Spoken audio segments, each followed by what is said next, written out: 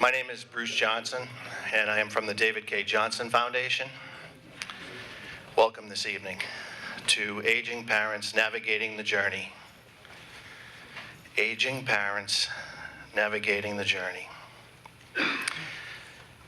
Can anyone tell me why the first person who signed up for this event is my 17-year-old son?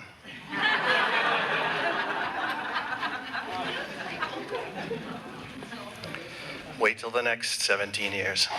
That'll be a journey. I would like to, in advance, thank some people. And I want to thank our speakers. I'll introduce them in just a minute. I want to thank the volunteers and people from the David K. Johnson Foundation for putting this event on tonight. I'd like to thank Meadowbrook Golf Club for hosting. And I want to thank the organizations and the companies in the back room for being here and supporting some great resources for you folks here. And please stay after the event. We have some food and there's plenty of time to hang out and network with the people back there as well as our speakers. I also want to thank our sponsor this evening, Reading Cooperative Bank.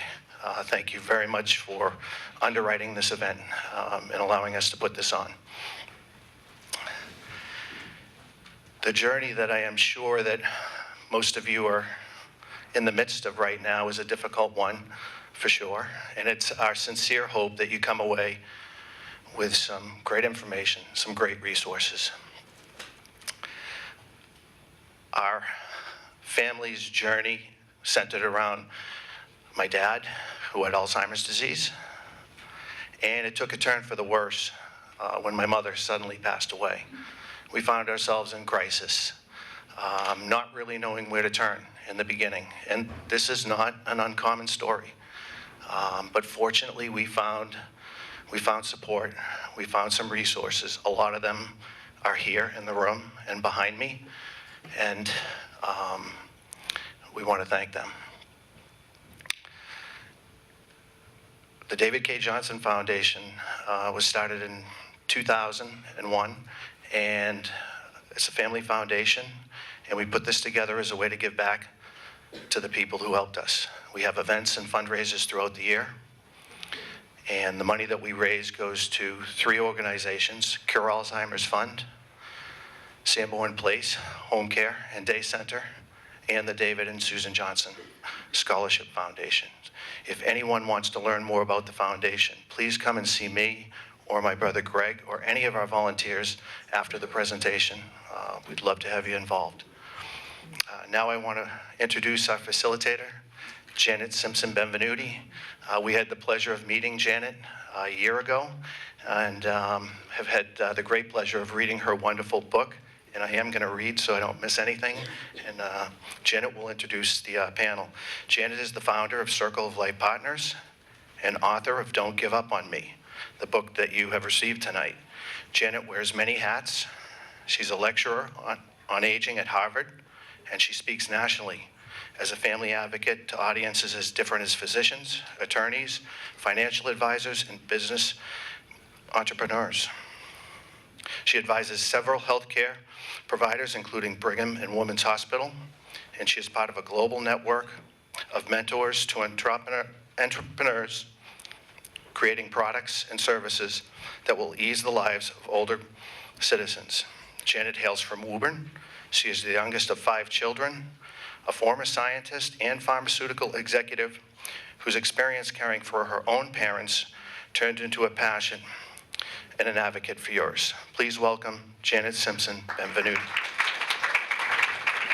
Thank you.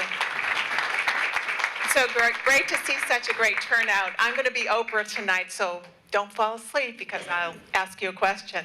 I'm going to introduce the panelists tonight as well before I get into my program. Jackie Carson, whom some of you may know, is the CEO of Sanborn Place Home Care and Day Services right here in Reading, Massachusetts. And she's been in that role for 17 years. Jackie holds a master's degree in public policy and social work, clinical and Administration from SUNY, the State University of New York. And she has, even though she looks 35, she has more than 30 years of experience developing programs for and services both in the private sector and also in the nonprofit sector. She actively serves on many boards at both the state and a federal level. And what you need to understand is that Sanborn has been recognized nationally as a supportive housing model that the Department of Housing and Development, as well as the Department of Health and Human Services, wants to replicate in communities across the country. Jackie is one of the country's experts on elder care. So in a little bit, you'll be able to ask some questions as well of Jackie, and it's a real privilege to have her on the panel. Stephen Spano is an elder law attorney. He is board certified as an elder law attorney by the National Elder Law Foundation, and he's an adjunct professor in the postdoctoral estate planning and elder law program at Western New England University School of Law. He has served on the board of directors and as president of the National Elder Law Foundation, the Life Care Planning Law Firm Association, and the National Academy of Elder Law Attorneys, the Massachusetts chapter. He's an incorporator and funding director of the Massachusetts Guardianship Association, director and treasurer of the Community Family, former director of the Greater Medford VNA, and former director of Greater Lynn Senior Services. He has an AV rating from Martindale-Hubbell. Now, I had no idea what that was. So I looked them up online, and that is a peer review. Attorneys rate each other, not only for their legal expertise, but also for their ethics. And he has the top rating from that firm.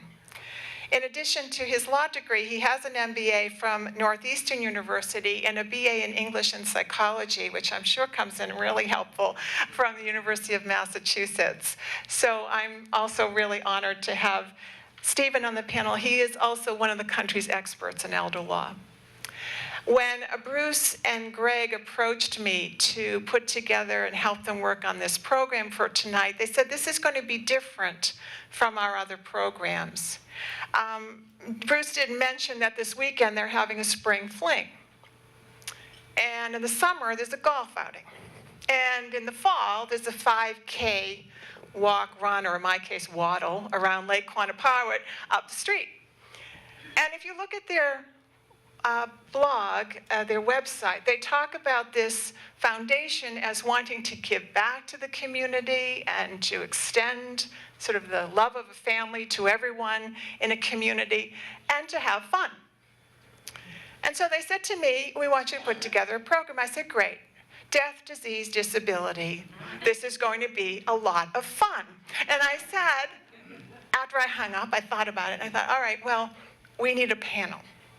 And I would really love for Jackie Carson to be on the panel. And I would love for Stephen Spano to be on the panel because in addition to their extraordinary expertise, they have a really high fun factor in how they work with people. So you'll see that in a few minutes. Now I'm going to turn on my slideshow and let's see if we can get it to work. Someone has, oh, there we go. That's perfect. So here we are. Okay. So this is all the folks. This slide will reappear, so if in case you want to write contact information down. So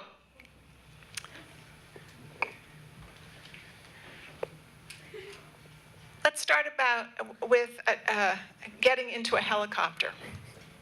And I want to take you up above the city of Reading, Massachusetts. And let's look at what's going on nationally about aging, just for a minute. You know, this stage in life that we're talking about, a stage when you're dealing with your older loved ones, whether they be your parents or grandparents, spouses, siblings, has always been called the sandwich years. Have you heard that expression before? You're sandwiched? Well, in 2010, we crossed an invisible line in this country where we now have more seniors than children in America. More people alive over the age of 65 than under the age of 18. We also know, let's see, 55 million people in this country are supporting at least one person over the age of 50. And 75% of those folks work outside of the home. Let's do a quick survey. How many of you have a loved one who's over the age of 75? Anybody? Lots of hands up in the room. Anyone have a loved one in their 80s? My mother-in-law is 87. Yes? How about in their 90s? Oh, wow. Let's see who has the oldest loved one. How old? 91? 102. Oh, she wins the prize.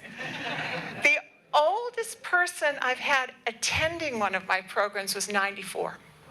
She came in with her walker and her daughter, and you know how 94-year-olds can be. If you haven't met them, she signaled me over before the program began. She said, honey, I made my daughter bring me here tonight, and after you're done with your talk, I want you to meet with her, and I want you to help her figure out how to get her life back. 3 years before, her daughter had stopped working, and this mother was really worried about her daughter. So while tonight we're going to talk about strategies for how do we help care for our loved ones, I think we need to remember that sometimes they resist that help, sometimes they don't want that help, and they do that out of love and concern for us. I also want you to understand and underscore this: you're not alone. This woman was caring for her mother alone.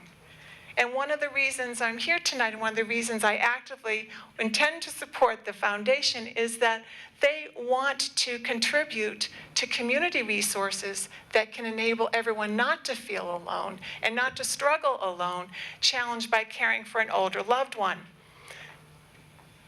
The government, this is where our money goes, did a study in 2010 and said, well, if we paid all of these family caregivers for their work, what would it cost as a country?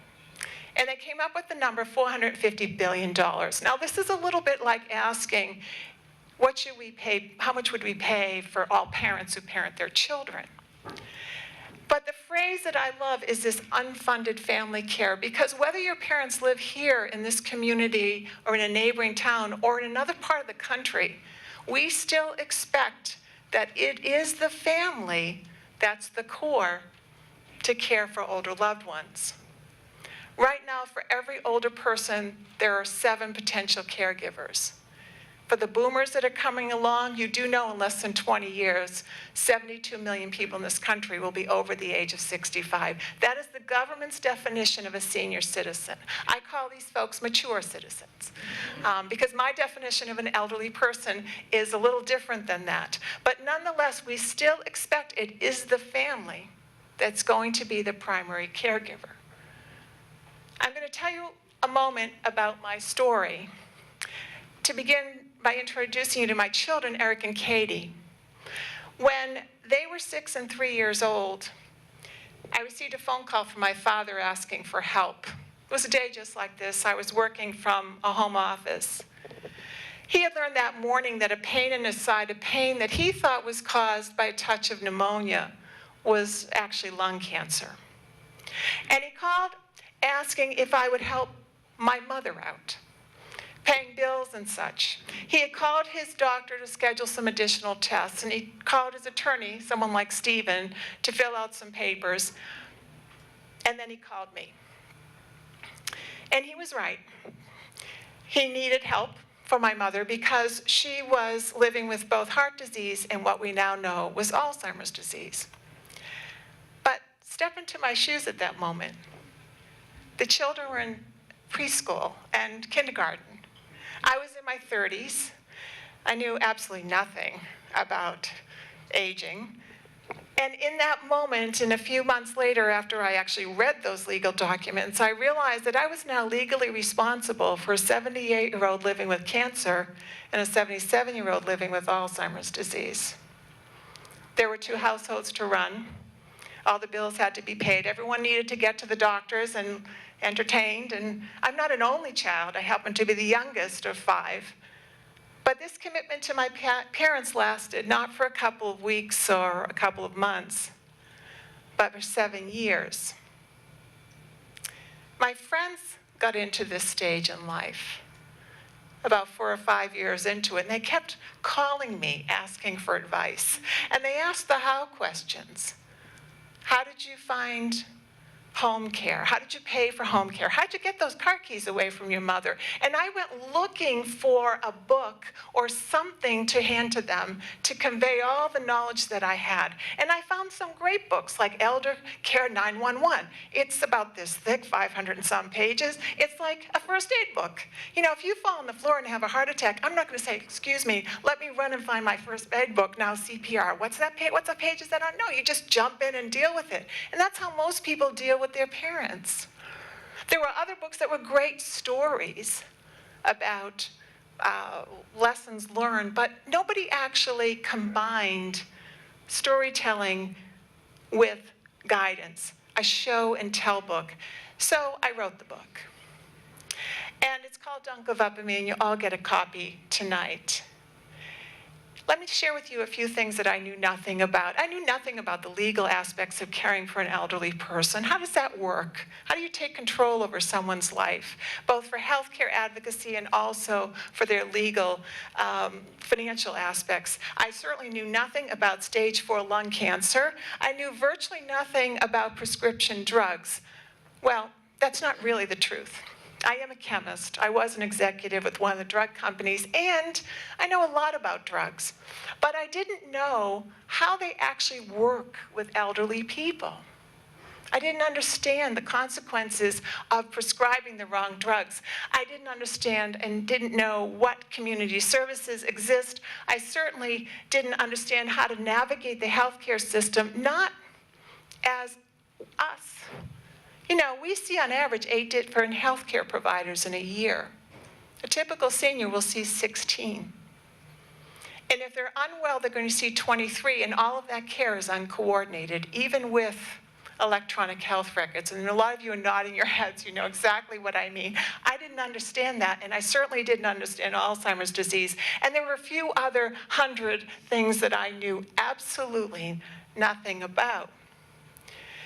So the book is written as you will live this aging journey with your parents and as I did. It starts when my folks are living independently. You meet the family. You see my mother treated a little differently by the healthcare system because of her cognitive loss. We don't treat people with cognitive loss necessarily the same way we treat people who have diabetes or heart disease. You'll meet some of the characters. You'll see that we threw a party for my father in the dead of winter over my husband's protest. He thought we were crazy. It was a blast. Their oldest friends drove an hour. Their oldest friends were almost 90. They drove an hour in freezing rain to come and celebrate with us. And then he died. And not unlike the Johnson family, we had no plans for what to do with my mother. We now were in that chaotic window of time. What do we do with her? Should she stay at home? Should we move her to a facility? And meanwhile, life continued to unfold until one of my sisters, the one who has 4 daughters, 3 of whom were teenage girls at the time. Do I need to say anything more than that? She worked full-time. Her husband worked full-time. She said, well, Mom can live with us. We built an apartment attached to her home. And in the book, I bring you through the last years, and you see us using home care and adult day health, and you see me struggling with these decisions about medical care. And it's interesting to write a book. It's the first one I've written. Siblings buy the book, and they pass it around over a beer or a cup of tea or a glass of wine, and they talk about what should we do with Mom and Dad. Older folks have purchased it and given it to their children and said, can we talk? It's intentionally provocative. One woman purchased it. Her husband was Parkinson's, and she said, you know, I've been talking about buying a house, a smaller one, downsizing. She finished the book. She told me she picked up the phone. She called the realtor, and she got moving on that house. A lot of professionals buy it. One woman purchased so many copies, I said, honey, what are you doing with this book? She said, well, all my friends are at this stage in life, so instead of bringing a bottle of wine, I bring your book. And I said, oh my God, give them the wine too, they're going to need it. So I started giving presentations I thought it was going to be Susie Orman. You know who she is? She gives the right. I've got the do. I thought I'll go across the country. This will be so much fun. And then I started giving those presentations. And people started approaching me for help. And they wanted real help. And so I looked around for the agency or the organization I could give everyone to, and there wasn't one. So I founded one and called Circle of Life Partners, and it's really a place where people can call and say, help. I have no idea what to do. And people don't know about the Jackie Carsons of the world. They don't know about care managers. They really don't understand how this all works. A woman called me just a few weeks ago. She said, I'm now responsible for my 85-year-old uncle. I said, well, okay. She said, no, this is a problem. I said, what's the problem? She said, well, I live here. He lives in LA. She said, how am I going to care for him? And she was flying out and had 3 days to visit with him. We got that under control. People ask me, so how long am I going to be at this stage in life? How long does this last? Well, here are the statistics. You'll notice that about a third of folks need help for about a year. And if you add a couple of years, it's about 60%. But take a look at this one statistic. About 24% need help for 8 years or longer. 8 years or longer. My mother had Alzheimer's disease for 17 years. My father had cancer for 8 years, right? 8 years or longer. These are mostly the neurological diseases, mostly. Why do we need an organization like the Cure Alzheimer's Fund that is moving quickly toward finding a cure for Alzheimer's? And it won't be a cure, it'll be a pill. Just like cholesterol, we take a pill when we have high levels of cholesterol. That's where we're going with this. Why do we need that? Because half of that $450 billion that I mentioned earlier, half of it, that caregiving dollar goes to care for someone who has Alzheimer's disease. That's why there's so much chatter about the neurological diseases. My father-in-law had MS, 45 years with MS. Try caregiving for that long. My mother-in-law is a saint. So Jackie and Stephen are going to cover, Jackie's going to cover more of the sort of the later years, the home care and adult day health and the choices that you can use. And Stephen's going to tell you everything there is to know about the legal aspects of this stage. I'm going to give you 5 tips for helping your parents. And I'm assuming that you're starting at a slightly younger stage. If you remember that aging continuum, here are 5 tips. Number 1, get their legal lives in order. Make sure they have a will, a durable power of attorney, and a healthcare proxy. And Stephen will talk about what those are. Just make sure, and I'm not going to dwell on that because I'm watching the time. Second, organize their key documents. Now, I think organization of documents should be painless and brainless, all right? Why do you need to do this? Where's their will? Do they have passcodes for computers? Do you know where their financial statements are? My mother, God bless her, was a neatnik. She spent an entire year when she was 70 organizing all of their paperwork into 2 file drawers. Now, you'll read in the story, we were sadly, in front of the funeral director. The 6 of us, my mother, 5 children. Imagine us all lined up like school children. We were uncharacteristically very well behaved. And so he starts down his laundry list and he looks up and he said, oh, your father's a veteran. Yes. Mm-hmm. Well, I was a Navy veteran. Oh, good. Well, I need the discharge papers. Really? Discharge papers from 1945. Okay, then. Let me see if I can find them. Sure enough, went to my mother's file drawer, opened it up, little blue folder, said Navy, opened up the Navy folder. There was my dad's photo, bunch of other photos. Oh, those discharge papers. So this will save you an enormous amount of time. I promise you that you will find Muriel's Mad Money. You have to read about this from the book. But my mother had squirreled away a little money in a passbook. I was putting a stamp on a bill because I paid their bills every Friday morning. I had 2 hours. I said, Dad, what's this passbook? Oh, it's your mother's Mad Money. What does she need mad money for? I never touch it. You'd have to know my mother and father, never touch it. Okay, fine. I took $10, went to the bank, deposited the $10 into this passbook, was walking out the door, looked down, $23,000 in that passbook. Some mad money. I said to my father, you can't let her keep that money in the passbook. He said, you try getting it away from her. Well, it'd be easier to negotiate with the Russians. We negotiated. You can keep the 10 grand, Mom. The other is going to go into a CD. Now, here's the sad thing. If she had put that money over the years into certificates of deposit, I would have had $123,000 to play with. But that's a story for another day. So get their documents in order. Again, painless and brainless. I'm actually a productivity expert. In my folder that I brought, I have a one-page ditty. You can use this with your parents to begin organizing all of their materials. It starts with, do you have a Social Security number? I know the answer is yes, but you want to get the conversation started with them. And oh, by the way, where is the card? Do you have passcodes for your computer? Do you have long-term care insurance? Are you a veteran? It's amazing how many people aren't really sure if their parents are veterans. This blows my mind, but it happens. Again, I'm not a trained social worker and care manager. It's amazing. So organize their key documents. Stephen Spaniel, I don't want you to listen to this. My father died in October. By the end of December, his entire estate was cleaned up. She dies in March. Her entire estate was cleaned up by July.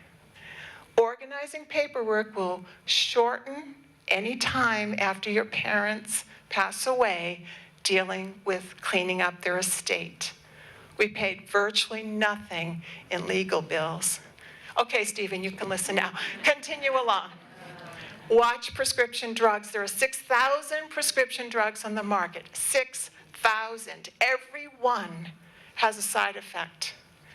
40% of all falls that happen 40% of all hospitalizations are caused by falls. Why do old people fall? Why do they get dizzy? Do you ever notice the side effects of drugs? Dizziness? They slip on scatter rugs, get rid of the scatter rugs. I'm not trained to be kind and sweet. I just call it as I see it. Get rid of the scatter rugs.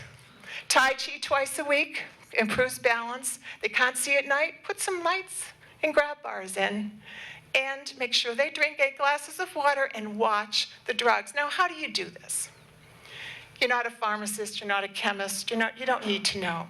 A little green sheet in the folder, look on the back. This is called emergency contact and medical information. Here's what you do. You write a list of all the drugs that your parents are taking. You put the dosing beside it, because it matters whether they're taking 10 milligrams or 150 milligrams, and the time of day. Then you take this list to your local pharmacy, CVS, Walgreens, Rite Aid, and ask the pharmacist, are there any issues with these drugs? Anything my parents should know about? If you ignore everything that I've said, this is the only thing that you should pay attention to. There's also a sweet software called KnowMyMeds.com. You find that online. It was developed by the University of Connecticut folks, the nursing people. You literally type in the medication, you type in over-the-counter drugs, it spits out that list for you, and I love it has a sidebar that lists the questions you should ask the doctor. If your loved one is taking any more than 2 or 3 medications, there will be drug-drug interactions. So think about how many meds people take. 10, 15? Someone said, oh, my mother's on 27. That is a huge red flag. There is something wrong when someone is taking that much medication. You need to look at that carefully. And again, you don't have to be an expert. You just have to ask a lot of questions. Focus on the keys to longevity. Most of us want the life that my sister-in-law's father had. The last time I saw him, he was heading out the door to go blueberry picking from their summer cottage, 99 years old. and his wife was 86, trailing behind him. The only time this man was hospitalized was the preceding year when he fell off his roof. He was cleaning out the gutters. This is a true story. Now, most of us hope that our loved ones live like that. Long, healthy life, boom, short morbidity. That's not how it is for most folks.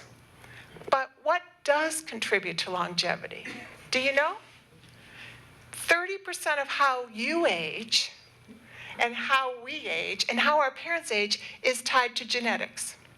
So if you inherited the early onset gene for Alzheimer's or Huntington's, we can't fix that yet. We're working on it. The Broad Institute in Cambridge is among the folks. But there are 5 other things that actually make a difference in how healthy and well your parents will live. And here they are. Nutrition, you are what you eat. There's a study published in Spain last spring. Mediterranean diet. I married Italians. I'm Irish. Can you tell?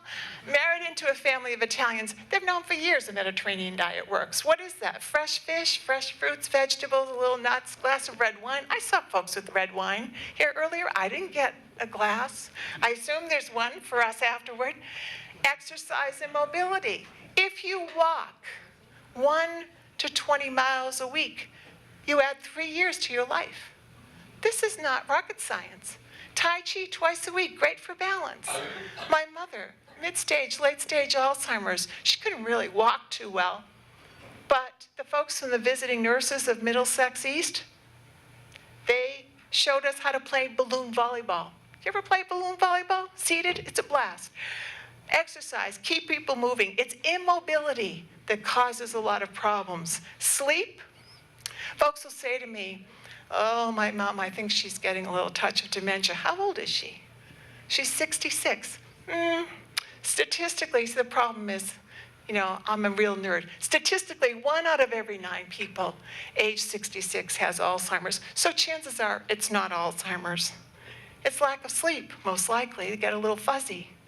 So sleep deprivation, it leads to heart disease, it leads to obesity, it causes all kinds of things. So if your parents aren't sleeping, that might be the one pill you want to ask the doctor about. Social connection. We know that we are social animals. Your folks need to be surrounded by other people. And I always add to this, fun-loving people. Do you have relatives who come in with the cloud over their head? Oh, great. You're not feeling well, and here comes Mr. Doom and Gloom. Terrific. Surround your parents with fun-loving folks. Watch old movies. Have fun and laughter because that boosts the immune system. And fifth, is reduce stress. My father's call that had me suddenly now paying their bills and dealing with taxes took a lot of stress out of his life. Stress has been shown to be an accelerant for disease. If someone has Alzheimer's and they're stressed, the symptoms are going to worsen. Someone has cancer and they have stress. It's an accelerant. Why is it that people who have an active faith practice recover from surgery and that better? What is that? It's because prayer is a form of meditation. And what happens when people meditate is their cortisol levels, the stress hormones, decrease, right? And it flips to a relaxation response. Dopamine increases and boosting the immune system. So watch stress in your parents' lives. Now, if you're counting, that's only 4 tips. 1 is long-winded. But here's number 5. Build a team of care partners. How do you care for someone 17 years with Alzheimer's? How do you care for someone 15 years with cancer, 45 years with multiple sclerosis? How does someone do this? Caregiving is both a team sport and it's a marathon. And people like the younger me are the ones who are the most risk because I actually thought I could take care of my parents. I find a lot of women especially take on way too much responsibility. So, who are these care partners? The Krabby comics, Do you like Maxine? She is my favorite. She's a sassy woman. She's aging with attitude. My children think I bear a strong resemblance to her. I don't think so, but they tell me that. I do. Well, she's saying it must be Thanksgiving. She said, if my relatives wanted me to be truly thankful, they would do all the cooking. I love this woman. Your parents need help with cooking. They need help driving at night. They need help with bill paying. Who else are these care partners? Their primary care physician. If you don't like their primary care physician, change him or her.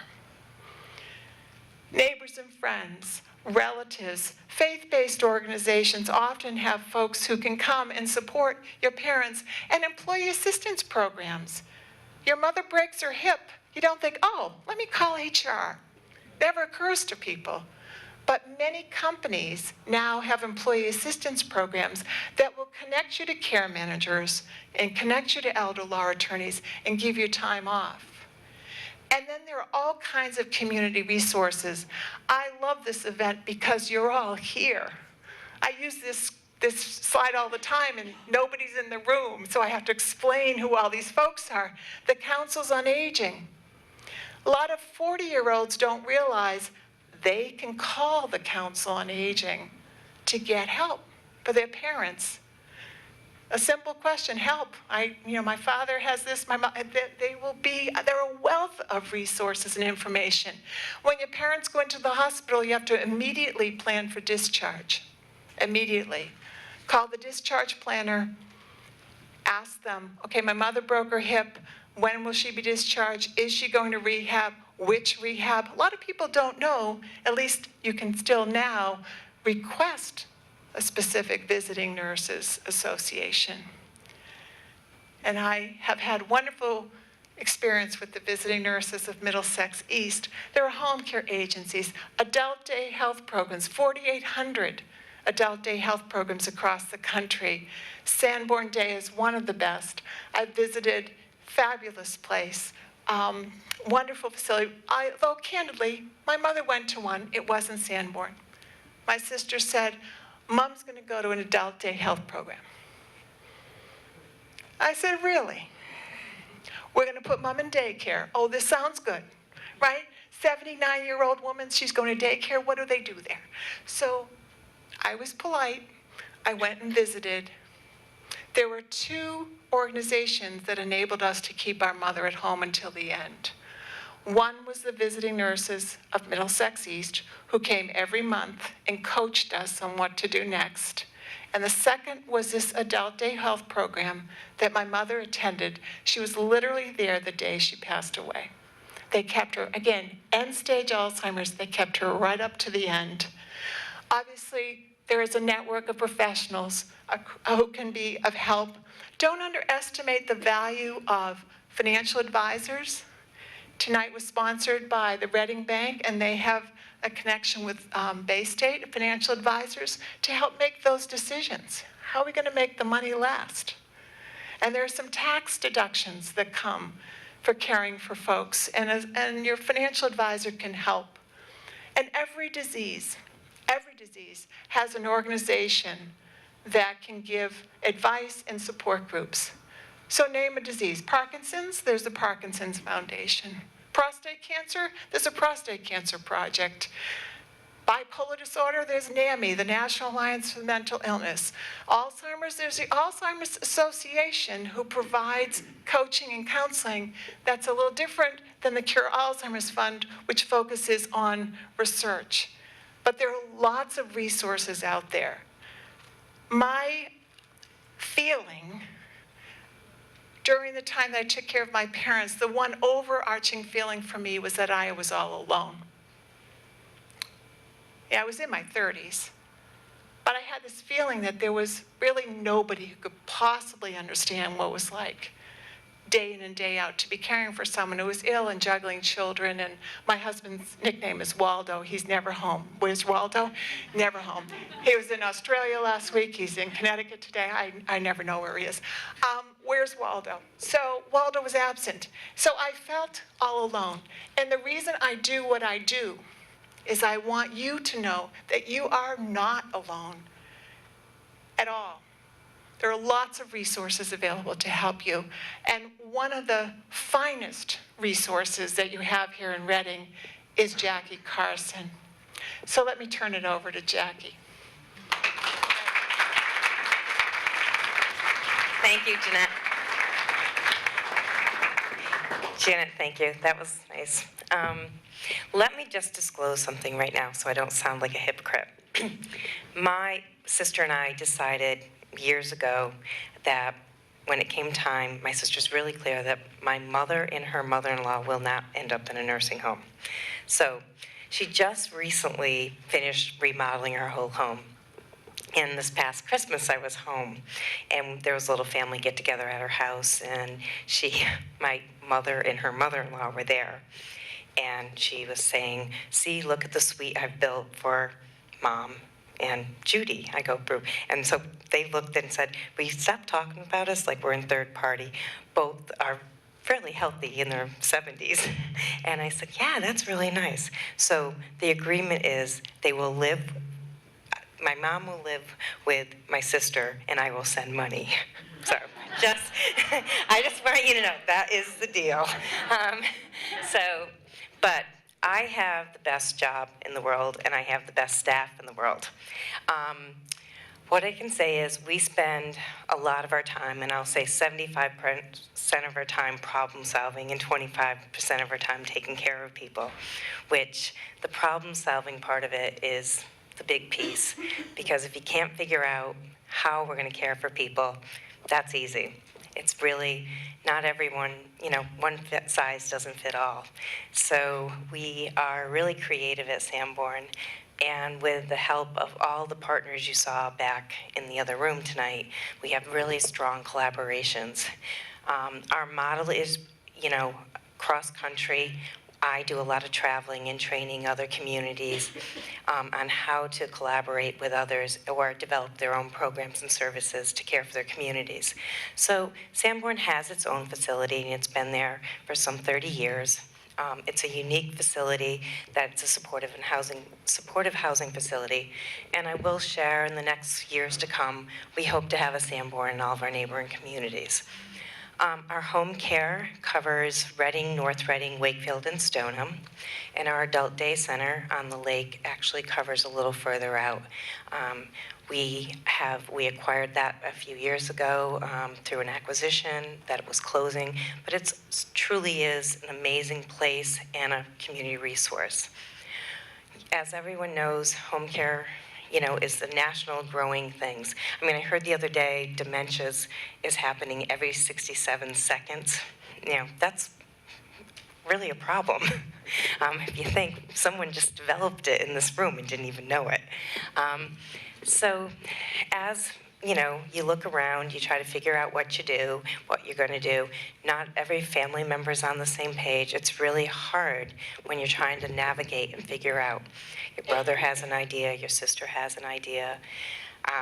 It'd be great, but when you call my office, everyone's like, well, I want to do this, I want to do that. And the most objective thing we can do is say, wait a minute.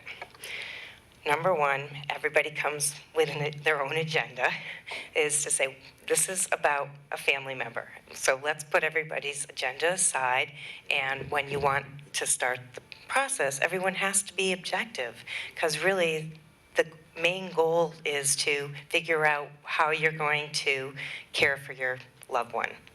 And that becomes a difficult piece to do, because actually, on the clinical side, we all know we don't agree as families. And now you've got this problem in the sense of you have to agree because you have to figure out what you're going to do with Mom. And especially for women, God, you didn't want to take over your mom's life. And right now, as Janet said, you are having to take over your mom's life. It's that situation, whether you're a mother having to figure out set limits with your teenagers, or your, aged parent is trying to make decisions. When people said, take the car away, I can remember starting at Sanborn. There was, up at North Reading, is this echoing? Oh, okay, because it's echoing for me.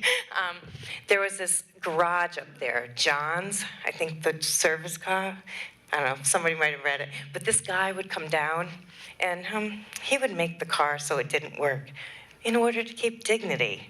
You know, the car didn't work, and then I'm not putting any money in that car. You know, I think my granddaughter wants it. You know, part of it is who wants to take dignity away? And if you can keep dignity, you know, we'll do anything to keep the dignity.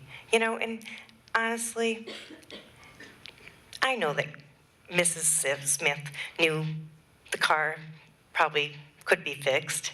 You know, everybody wants to keep their dignity at that age. You know, it's just so help people keep their dignity intact, help them make it look, you know, as if nothing happened, make it look like a choice.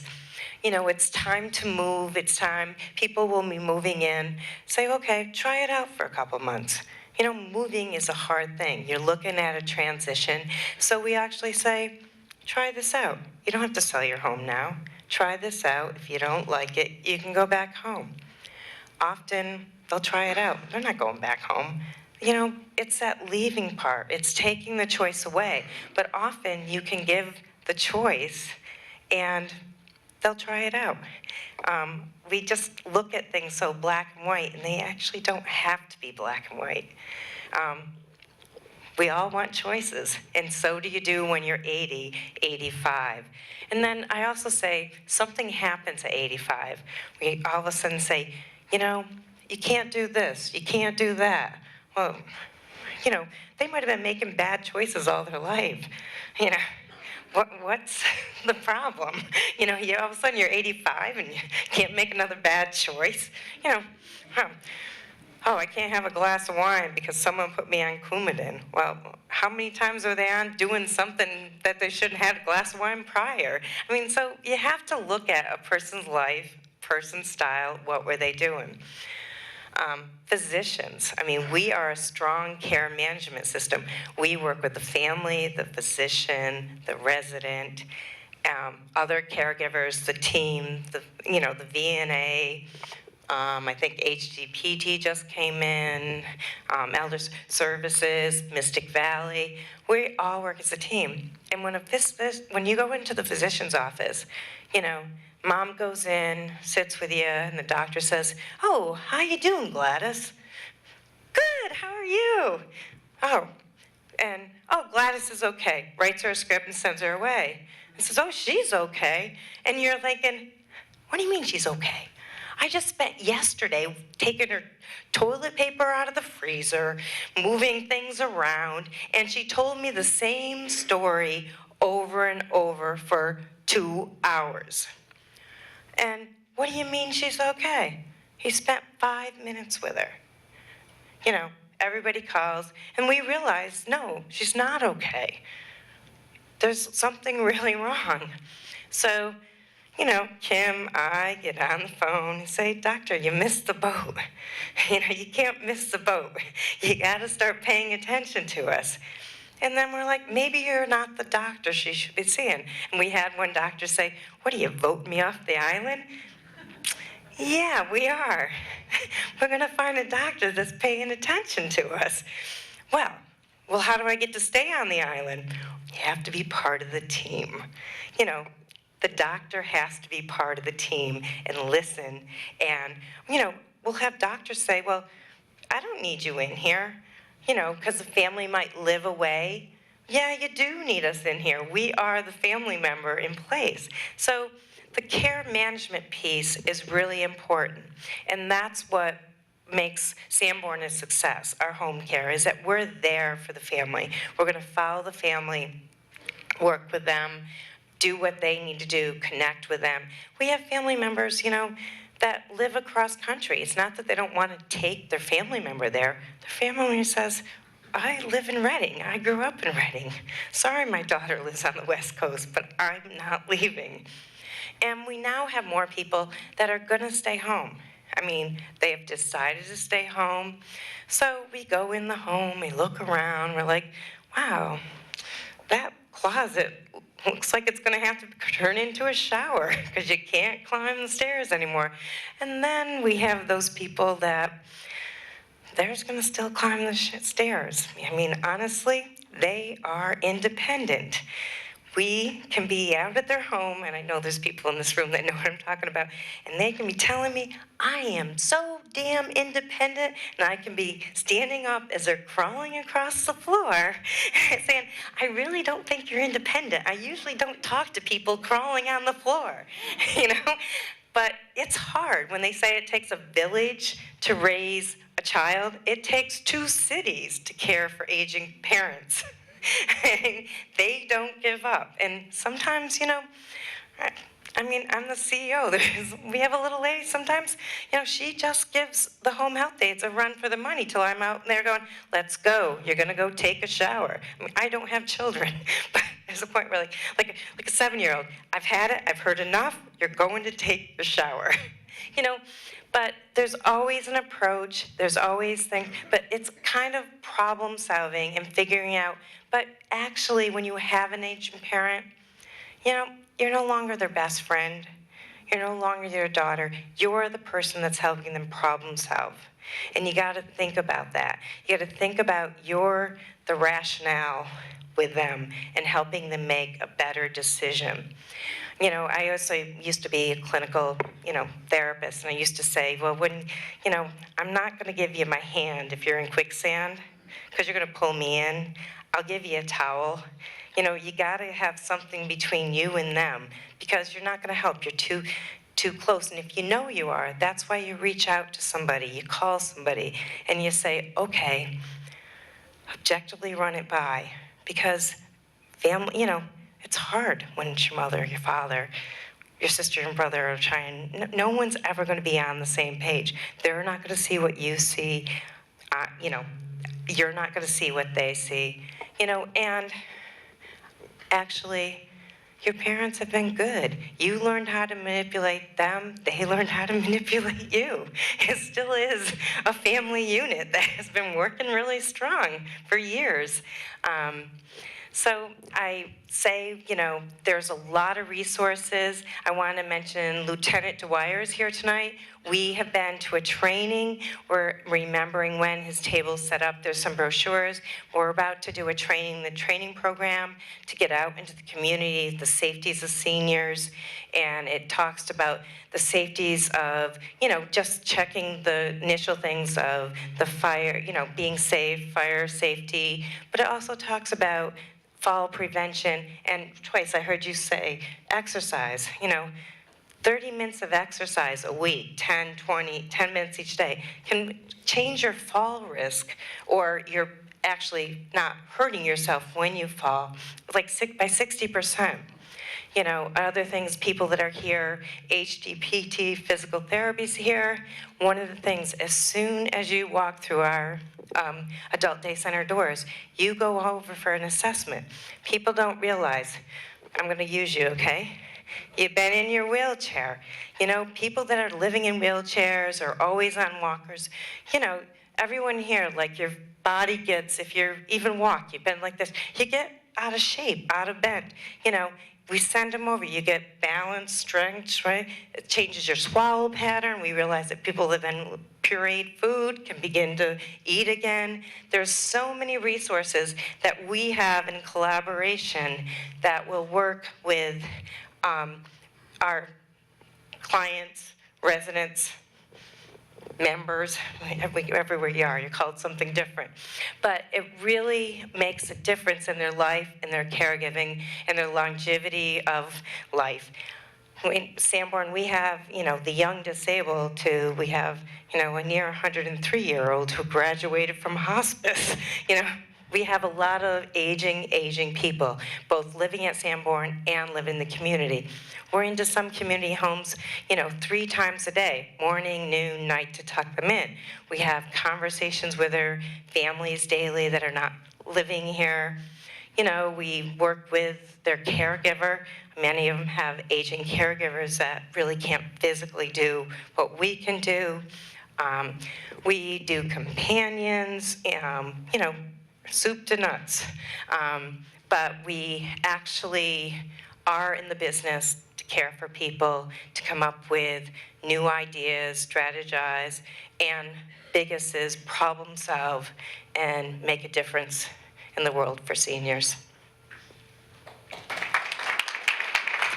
I guess we'll bring up Stephen. Stephen and I have been working years together. As a matter of fact, since 1997. So John, how does it feel to be told you're out of shape? I didn't say out of shape. I said he's just been in a wheelchair. I just So- know when he gets angry.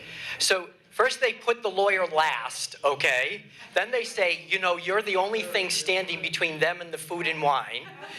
And then we get the joke that says that it's attacking poor lawyers, you know? And I don't even wear a watch. I don't know what the problem is.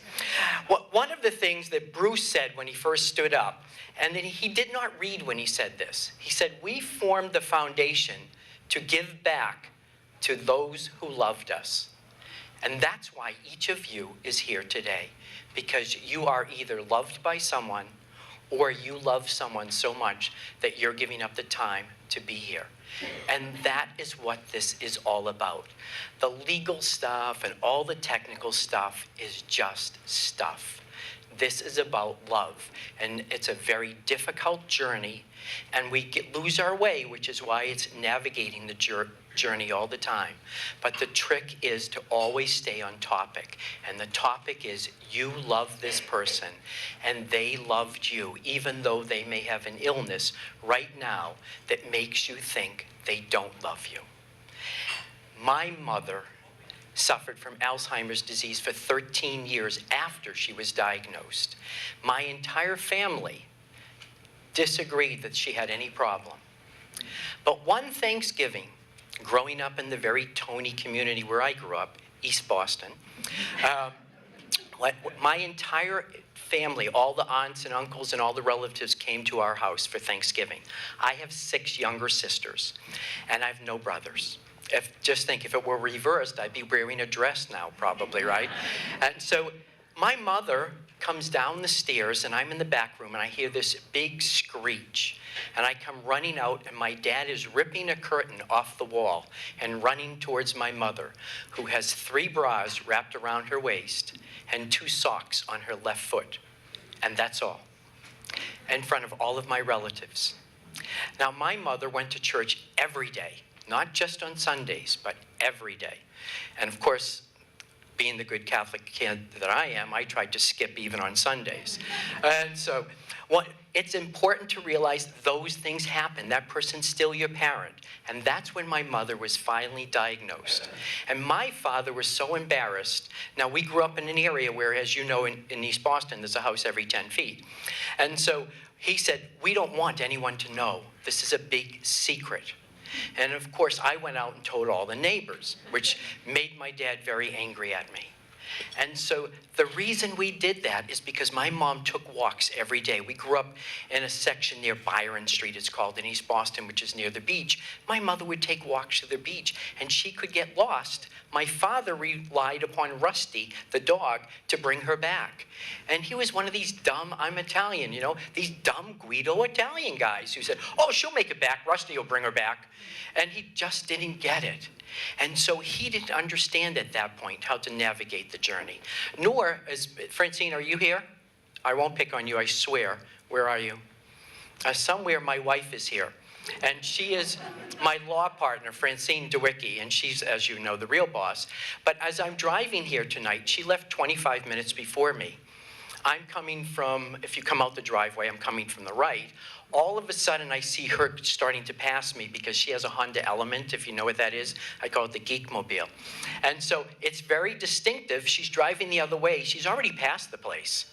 And I'm beeping. So we always need help navigating, and that's an important consideration. Now, we're going to talk about some documents, only because that's what lawyers do, you know? We're kind of boring unless we talk about documents. And I tell people that documents are supposed to achieve a purpose. I don't like cold water, so I have special water. And forget all the names for just a moment. We need a document that says, if we have problems, who can speak for us? And by the way, do we know how we want them to speak? what we want them to say for us, because we're entrusting someone to be our spokesperson. Don't you want to brief your spokesperson on what it is you want them to speak about and how you want them to? It's very sad that so many times we find someone that finds out that they're the person's healthcare agent, is the word, and they've just found out because someone told them, and the parent has never, or their spouse has never talked about it with them. How sad. You know, businesses have plans. Why don't people have plans? And it's a failure to plan. I heard a life insurance agent once doing a presentation, and I thought, what a great line. I'm going to steal that. He said, people don't fail. I'm sorry. See, I got it wrong. People don't plan to fail. They fail to plan. And the problem is, unless we die immediately, we're going to have a decline. Now, for those of the men in the audience, we pretty much don't have a decline generally. We just, poof, right? Whereas women are like Energizer bunnies. They just run and run and run. And if you doubt me, go visit anyone where Jackie is the executive director, or any assisted living or any nursing home, and they're mostly women. The guys aren't out golfing. They're dead. And we just don't get that. And it's a real problem for people. And, you know, and that's a problem that starts, and I know it sounds, I'm sorry, I don't mean to be too humorous because I'm not living up to the legal reputation of what we're supposed to be like. But one of the things that happens is we start this process before retirement. The problem is, before retirement, men think that they are the stronger sex. And my wife probably is, stronger than me. I mean, look how big I am, right? And so one of the things that happens is, what do? We retire, we take option A in our pension, which leaves our spouse with what when we die? Nothing. So we're intentionally impoverishing women without even knowing it, elderly women. Because what I tell people to do with two healthy people, the woman should take what? The option A, take it all, because you're probably still going to be here. And the man should take the least amount they possibly can. And yet, now we have someone that has to make those decisions. Where is the person going to live? What quality of life are they going to have? I'm 59. I'll be 60 this year. And I'm actually looking forward to it. 50 was my favorite birthday. I'm thinking 60 is even going to be more fun. And I've been a vegetarian since I've been 12. My healthcare proxy says, don't feed me meat, for God's sakes. And I don't like dairy products. There's a lot of stuff I don't like. I'm kind of peculiar. And I grew up in an East Boston Italian family. Why can't you put those things in your healthcare proxy? Why shouldn't you ask people what brings you joy, what brings you happiness, and put it in there? If you're someone's proxy, you're their alter ego. Think about it. How many of you get a proxy statement once a year or every couple of years by your mutual fund company? All that's saying is, hey, we're asking you to let us vote for you. And by the way, we're asking you to give us carte blanche advice to vote whatever way we want. I mean, that's what most people, healthcare proxies do. It's like, good luck, I'm not giving you any guidance. What we should do is we should give people guidance and make it easy for them. And that's what that healthcare document is. And you can have a separate healthcare document that allows you access to medical records even if the person has capacity and knows what they're doing. And that's called a HIPAA authorization. And that's a great document because the doctor may say, he may say, I'm sorry, I can't speak to you because we haven't activated the healthcare proxy yet. But the HIPAA authorization lets people speak immediately to you. And that way they can't make decisions for you, but they can get information. Remember, what are these documents? These are the physical embodiment of a person's hopes and their dreams. That's all they are. Otherwise, they're just ink and toner on paper. And the problem is, most people, I love LegalZoom. I know this sounds terrible. When LegalZoom came into being, I told my wife, I said, oh my God, we're going to go out of business. And she said, no, we aren't. We're going to make a lot of money. And the reason is, look at all the people who go out and buy self-help books that tell them what to do. We made a lot of money off those people. We try to help them. We tell them, don't pay attention to that book. But they think because it was in print, and Janet's book's an exception, by the way. Her book is not necessarily just a self-help book. It's really a journey. And Any good book is filled with love and emotion and not just little steps that you have to take. And that's what Janet's book is about. And you get a lot of insight into her family as well, which is really fun. She has a good friend here. I was going to try to ply with some alcohol and get her to tell me more about Janet. But Janet came over really quickly when she saw me near her. Right? That's her friend. She's like, oh. And so our goal is, why are we doing these documents? Never forget, we're doing them because we care for the people who loved us, and we love them. And we're doing them because we care for people we love, and we want to make it easy for them to help us if we live long enough to need that help. The next thing is this thing that allows you to transfer things. It's called a durable power of attorney. It's the document that we see that is messed up the most. The reason why is people go out and get this document from LegalZoom or somewhere, and they don't know what it means. All it says is healthcare proxy on the top, durable power of attorney, and you just think of them as forms. Yet many women are impoverished because of the durable power of attorney form, because that form doesn't allow them to transfer the house to themselves and to protect the asset if their spouse does need a nursing home. And we're increasingly dealing with, and I know this is a controversial topic, but my best friend since the second grade happens to be a man married to another man. And so Stephen and Richard love each other.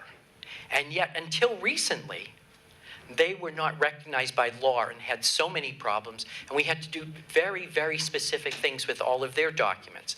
And we have a large number of women in their late 70s to 90s who have been together for 65 years. And they're so funny, they come into me and they say, oh, we're just friends. And I'm thinking, all right. And I said, but you love each other, right? And I'm not a shy person at all. You might think I am, but I'm not. And so one of the things we look at is, how are you going to make decisions for each other? And I often encourage those people to get married, because marriage provides protection. Because sometimes the family swoops in when a person is ill, and they draft new documents, and they swoop the person out, and they take them to another state where they never see the person they have loved for 60 or 70 years. And I do that little aside because I think this is about love, and my God is about love and acceptance. I let other people deal with hate. So we have this document that complements the healthcare proxy. One document allows you to make healthcare decisions for the person. Another document allows you to make financial decisions. Together, they are whole and they are complete. And if you draft them properly, they can allow you to get great quality care. Now, there are distractions to that. I grew up very Catholic, and so we have the Lord's Prayer, and I'm sure all of you know what it is. It doesn't say, "Our Father, lead us not into sin." It says what? Temptation.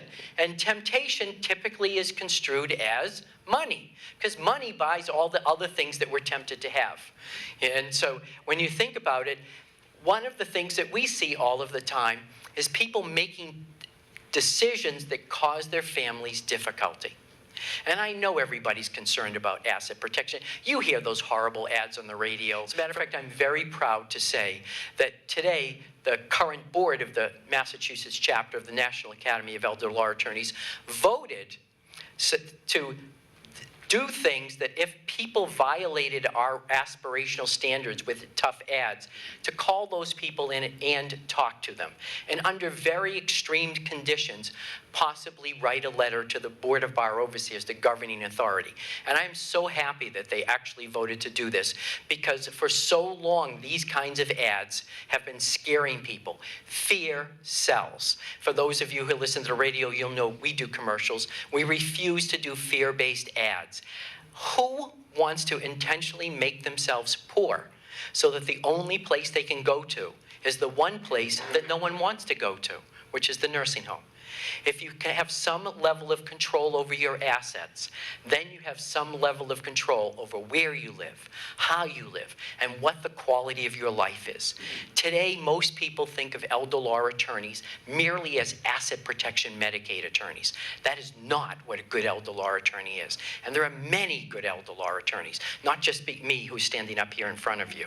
One of the things, Bill, and I wouldn't go to anybody who looked like that, by the way. I don't know where they go. So one of the things you need to do is you need to be sharp and aware and ask a lot of questions, because you don't know what credentials a person has. You don't know what qualifications they have. And the fact that they are members of the National Academy of Elder Law Attorneys is no guarantee. And the reason why is there are many members of the National Academy of Elder Law Attorneys and the Massachusetts chapter who have never attended a single meeting or a single educational program. Because a dark, deep, dirty secret of Massachusetts is that lawyers, unlike most other professionals, do not require continuing education credits. 0 from the time we become a lawyer to the time we die. We could live 150 years, but since stress kills, most of us don't. And so you have to be aware and you have to ask questions. All it takes to be a member of most organizations is a check or a credit card. Never forget that.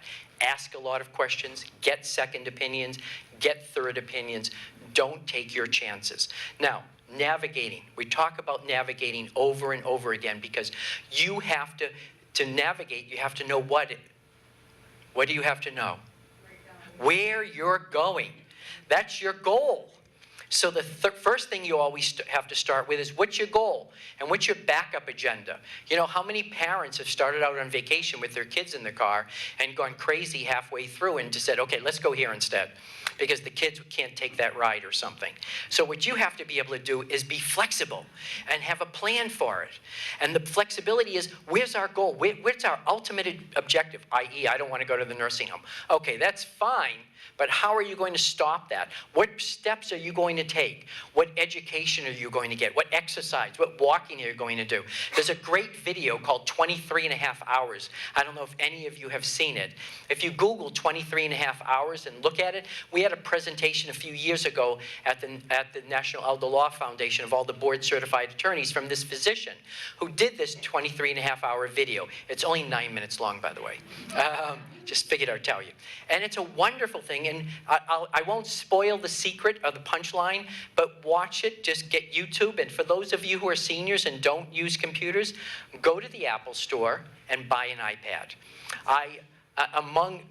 In addition to teaching at bar associations around the country, the number of bar associations have now had me come in and teach iPads for lawyers.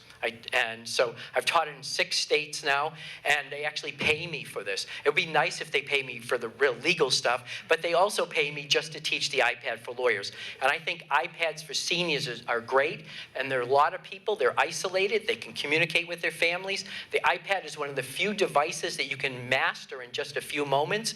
We have a lot of people that go in nursing homes, and I make sure that they have an iPad in the nursing home so that they can communicate with their families, read the paper, and they're not isolated. So what's our goal? Our goal is not to die alone, not to be isolated, to be with lots of people. And how are we going to do that?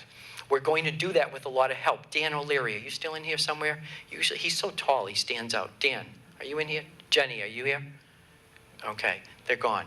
So Mystic Valley Elder Services is your local aging services access point. They cover all the way from Medford up through this area. And Dan's the executive director. He was here today. He's the only other guy that could look this guy in the corner in the eye. And they are an absolutely amazing and wonderful agency. As was said earlier, you don't have to be a senior to call them. Lots of people call, and just keep call again, I tell people. They're very busy. They have lots of people asking for help. There are a lot of people, because of the downsizing, were making large sums of money. They're now 62 or 63. They planned on continuing to work until they were 70. They're out of work. They're looking for help now. So you're competing with them. So you want to ask for help, and you want to ask for it aggressively. You don't need to hire an attorney to do lots of things. As Janet said, you know, they did it very quickly. A ding the lawyer joke, I know. And most estates settle very quickly, move along fast. It's only when people fight they don't. Sometimes people set up trusts to avoid probate so that they don't take a long time. We have a specialized type of trust we have that many people who either don't have children or have children they're concerned about set up, where the trust is designed to protect all the money for them so that they live in a very comfortable life. I don't know if any of you have ever been in the Florence Center for Living in Chelsea on Admirals Hill. Anyone? It's considered the finest nursing home in the United States right now. And if you've ever watched a PBS program, The Greenhouse Project, it's a utopian view of what a nursing home could be, and they built it. And they do an amazing job, and it's not like any place you've ever visited, and it's the place that anyone who knows anyone really wants to go and age. We talked about various illnesses. They have an ALS house, PLS house. They have an LGBT house, that's lesbian, gay, bisexual, transgender. They have a house for people with Alzheimer's disease, and each of these houses has 10 people in it. And each of them have a kitchen that anyone would be envious of. You've seen their kitchen, haven't you? It is at least, each kitchen, that means there's 10 of them, is at least cost $250,000 or $300,000 to build this little tiny one. Say that again? It's an urban model. There are 10 houses, but there are really 5 floors with 2 houses. Did I correct her? No. So that's what happens when you know someone for 17 years, you know. So there are all sorts of options out there. There are, you know, people hate hospice for some reason. They cringe. They say, oh my God, if we go on hospice, that's the end. Every study shows that people on hospice live longer than the people who don't go on hospice. As a matter of fact, it's shocking how many people go on hospice and come off because they actually get better. And so hospice is one of those things that the popular view is inconsistent with reality. And so everybody waits till the last minute for hospice when people could enjoy a quality life much longer. So there are lots of legal documents. I'll answer your questions if you have questions about legal documents, but at the same time, remember, the legal documents are literally just the physical manifestation of your hopes and your dreams and your desires. Now, I have good things to say about many attorneys, but I have bad things to say about many attorneys as well. There's an attorney in Linfield, and they advertise in 2 pages, the auto accident attorney. And what do you think they list as one of their specialties? Elder law. And so those are places you don't want to even interview. You want to run the other way. The attorney who worked for the bank, who did your closing, for some reason, that's who most people go back to because that's what they know. And what do? They get junk. And then they have problems, but they're an attorney. What's the difference? They're all lawyers. Sounds like some racist thing, doesn't it? What's the difference? I can't see. They all look the same to me. And so they're all lawyers, right? They all get their degree from the same place. They don't teach an elder law course virtually in any law school anywhere. You know, and so you have to be aware of all of these things. I have, anybody here from MetLife before I get in trouble? Okay. So I used to have the greatest admiration for MetLife, but they have stooped to doing commercials now for those horrible little policies that people get to cover final expenses, which are outrageously expensive. And so they've kept away from that for years. I also have this wonderful thing that they designed for agents a number of years ago that has Snoopy with a gun targeting seniors, saying how to target the mature marketplace. And so you're not paranoid if they are out to get you. Just remember that. And there are many people, you are children, many of you. And in your attempt to help your parents, if you are not careful, you will drive them into the hands and the arms of those people who will steal their money. You have to act much more tactfully than you act today. I say this because I see it every single day. People, but Mom, you have to do this. But Mom, you have to do this. Dad, you've got to do this. And what do the bad people say? I know, your kids are trying to take your money and put you in a nursing home, aren't they? I'll help you. And they willingly go into the hands of these people who would financially abuse them and take all of their money. Be very careful of how you deal with them. My grandmother had a phrase that she told my mother. My grandmother died when I was young, so I got this secondhand. And it was, once an adult, twice a child. And I'll never forget that phrase, because we don't treat children the same way we treat our parents. We treat children with respect. Oh, I've been in some grocery stores and not seen that, but we treat children with kid gloves, with love. But when you think about it, that's not always the way we treat our parents. And we're frustrated, and we're at wit's end. A couple of years ago, we had to defend a woman from Woburn who they filed charges against her because her husband had Alzheimer's disease, and he was having a bad day, and he wouldn't come into the house after they got out of the car. And she threw his cane at him. Now, she didn't hit him. It landed on the ground, but a neighbor saw it, and they had to go to court. There's frustration when you care for someone you love. My wife, I'm sure, would like to hit me with a cane every day. And so you have to really realize, deep breath. We talked about, Tai Chi. I do yoga. Yoga, you see I have my foot up here for those of you who don't know. Yeah, there's a lot, and I can stay up here, not that much, I'm going to fall. And so you have to look and say, life is a balance. You need some me time. And I know this is not very lawyerly, but if you don't do things right, you will come to me and spend a lot of money. What's good for me is not always what's good for you. What you want to do is plan in advance. What do they say? An ounce of prevention is worth a pound of cure. And so I'm going to make sure that if you have any questions, I'm going to take your questions. And I'm going to invite the rest of our audience, our panelists up, because you probably have some more fun questions of Janet or Jackie.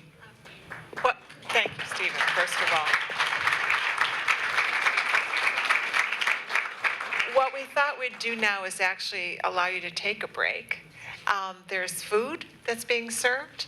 You can bring your individual questions up to Stephen or Jackie, and certainly circulate in the back room and talk to some of the folks who are here who can offer you some guidance as well. So thank you all for coming tonight. Really appreciate seeing all of you.